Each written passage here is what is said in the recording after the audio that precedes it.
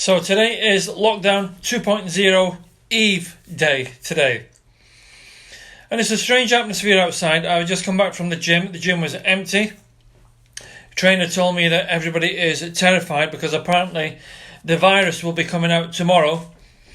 The streets in our town, which is called Altrincham, were very, very quiet. People looking terrified, really wrapped up with masks on again.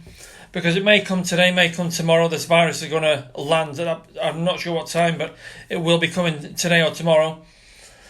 And I also noticed some other things as well, which is the queue has returned. The return of the queue.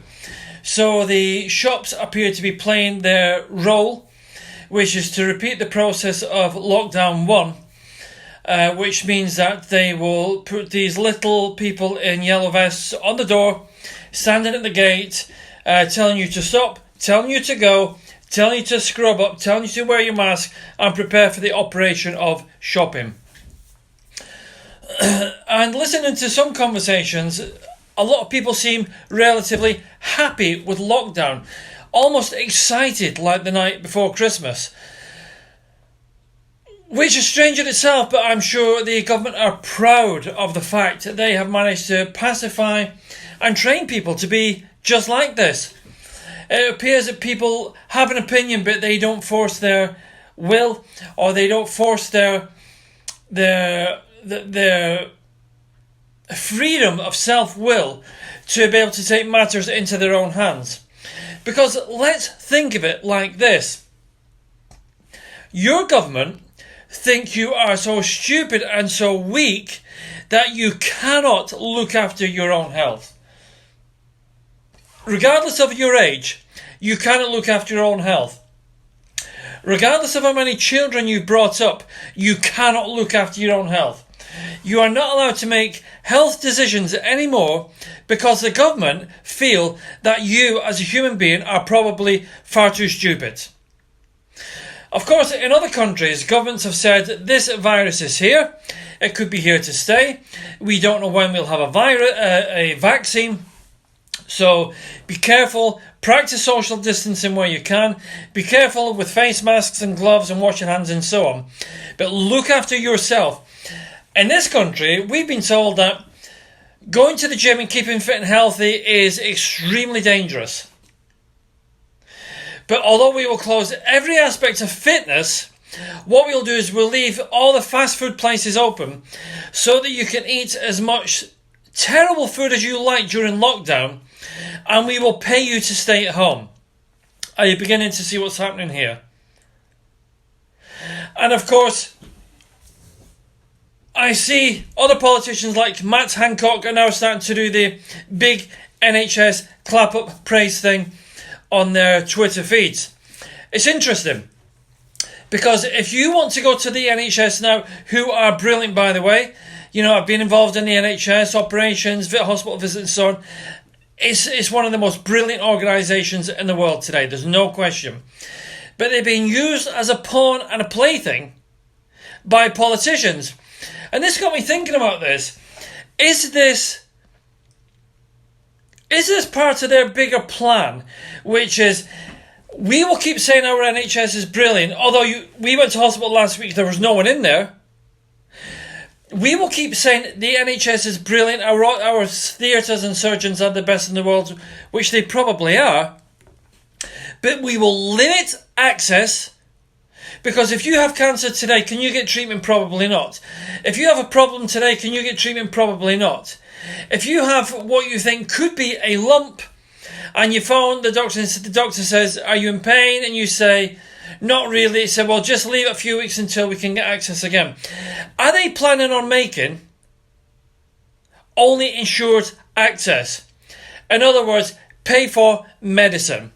Is that where the plans are going? I don't know. It's just a suggestion and it's something I was thinking about. But for me, it's incredible how passive we've become. I read this morning there's one gym in Manchester, a 50-year-old fitness instructor, a woman, who has amazingly said that she will stay open. Why are not Pure Gym and all their hundreds of gyms staying open? Why not the gym staying open? Why are all these other multi-million pound gym organisations staying open? Yes, they issue statements and saying this is wrong, but why are they not staying open? Why do they not just take the fine and not pay the fine, and then take the government and these individual politicians to court beyond this? They will never win the case in a million years. Even the scientists were floundering on TV yesterday, talking about their statistics and how, we're sorry we scared the public to death, but these were based on figures that we didn't do, somebody else did. It's pretty shocking. It's pretty shocking. But here's the thing. How far will this go? Lockdown 2, Lockdown 3, Lockdown 4, Lockdown 5. How far will this go? And of course, I'm talking about the UK because we're in the UK. How far will this go? What we know is what we don't know, which is something bigger is going on, and we're not sure what it is. Is it a conspiracy? I personally don't think so. I think it's more stupidity than anything else. But the reality is lockdown is here. Lockdown 2 is here for millions of people in England from midnight tonight.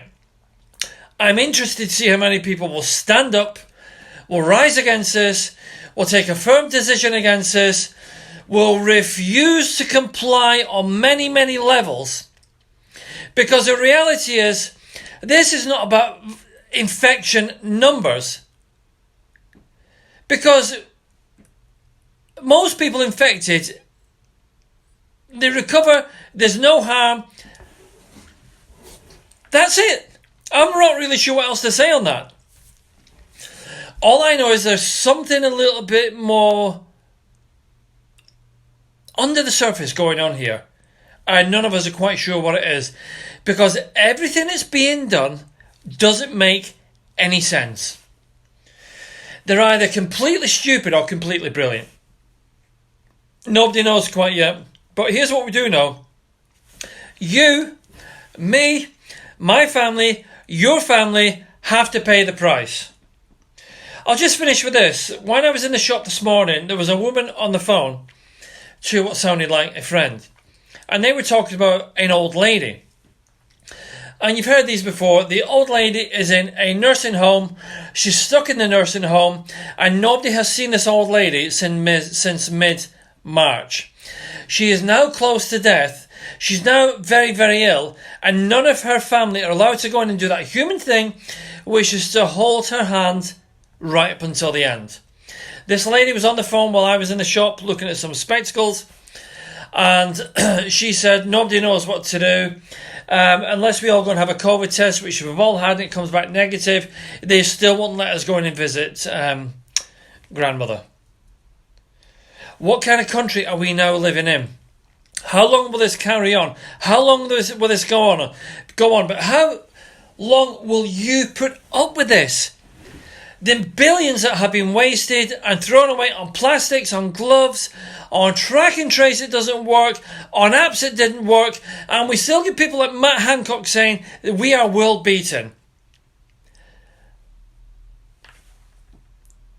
I'm completely speechless. I don't know what to say. All I know is lockdown 2 is here, and we have to make changes to make life different. Or are you still going to be here on lockdown 3, 4 and 5 and become even more passive or even more excited about the next lockdown and the routines that you have in place while you get paid for staying at home? It's time we take a stand. When we can, we vote against this government, we vote against these people, we get them out of power, and something new has to arrive, because this oppression of people like you and your family and me and my family cannot continue.